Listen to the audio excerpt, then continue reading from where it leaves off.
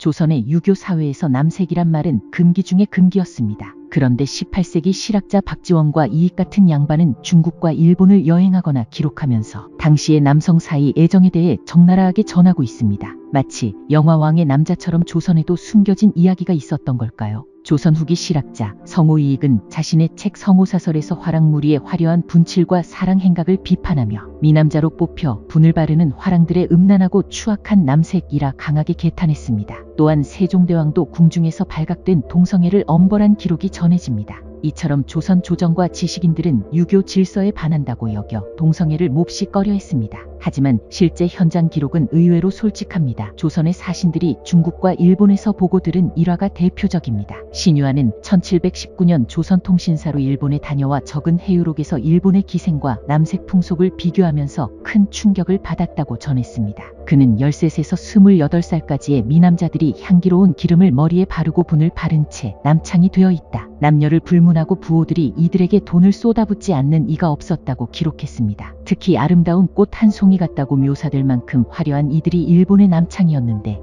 조선의 사대부들은 이런 광경에 말 그대로 아연실색했다고 합니다. 박지원 역시 1780년 청나라 여행기에서 남색 장면을 숨김없이 옮겼습니다. 열하일기 경계록 부분에는 그의 하인이 들은 이야기를 통해 한 청나라 남성의 동성애 묘사가 등장합니다. 창대가 어느 날 청나라 여관에서 쉬고 있을 때 젊은 청년과 중년 남성이 숙소에 들어와 같은 방에 머물렀다. 둘은 매우 다정했고 특히 그 청년은 아리따운 외모의 분을 바르고 향수를 뿌린 상태였다고 한다. 밤이 되자 중년 남성이 청년의 무릎을 베고 누웠고 서로를 어루만지는 모습이 매우 자연스러웠다고. 이후 밤새도록 그들은 사랑을 나누는 듯한 분위기였으며 다음날 아침도 마치 부부처럼 행동했다. 박지원은 이 이야기를 듣고 놀라움과 호기심을 가지고 사실적으로 기록했습니다. 다만 어떤 도덕적 판단이나 혐오적 언급은 하지 않았습니다. 당시 조선 내에서는 공식 기록에서 남색을 거의 다루지 않았기에 열하일기는 청나라 사회의 동성애 풍속을 보여주는 외부 시선의 귀중한 기록이라 할 수 있습니다. 대부분 조선실록에는 동성애 이야기가 거의 나오지 않습니다. 다만 궁중의 구석에서는 이러한 행위가 아예 없었던 것은 아니었습니다.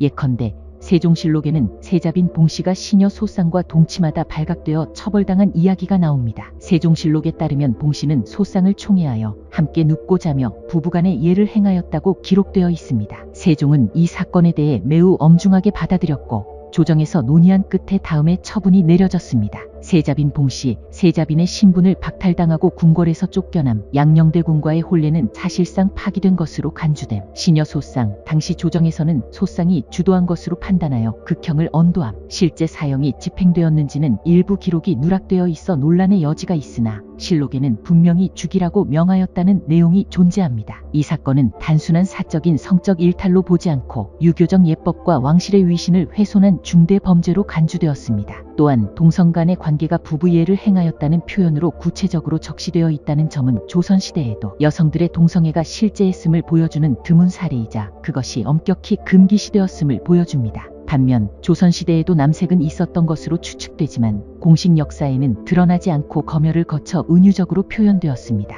태종실록에서 한 고위 관리가 미소년을 데리고 다니며 애첩처럼 대했다는 내용이 암시적으로 언급되었고 연산군일기에서는 연산군이 미남을 궁으로 불러들여 내금이로 삼고 지나치게 총애했다는 기록이 있는데 동성 간 친밀 관계로 해석됩니다. 조선시대의 남성 간 동성애에 대한 명시적 기록이 거의 없는 것은 단지 금기시된 성적 취향의 문제가 아니라 권력관계, 계층 간 교류, 사회적 위계와도 깊은 관련이 있었기 때문입니다. 겉으론 엄격한 유교 윤리를 내세우며 동성애를 부정했지만 실제 삶에서는 요절복통 풍류를 즐긴 이들이 분명 있었습니다. 박지원과 신유안이 수록한 남색 장면, 성호이익의 개탄, 세종의 처벌 등은 조선의 금기 속에 감춰진 인간의 욕망을 적나라하게 보여줍니다. 단지 엄격한 양반 관료 사회에서 동성애가 거의 언급 대상이 될 수 없을 만큼 철저히 숨겨졌을 뿐입니다. 오늘 영상은 여기까지입니다. 시청해주셔서 감사합니다.